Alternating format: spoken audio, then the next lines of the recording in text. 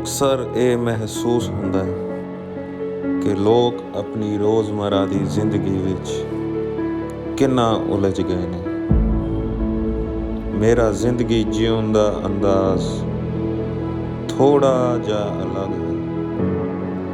ਕਿਤੇ ਜਾਣਾ, ਨਵਾਂ ਕੁਝ ਦੇਖਣਾ, ਅਲੱਗ ਕਲਚਰ, ਅਲੱਗ ਜਗ੍ਹਾ ਮੈਨੂੰ ਬਹੁਤ ਐਕਸਾਈਟ ਕਰਦਾ ਹੈ।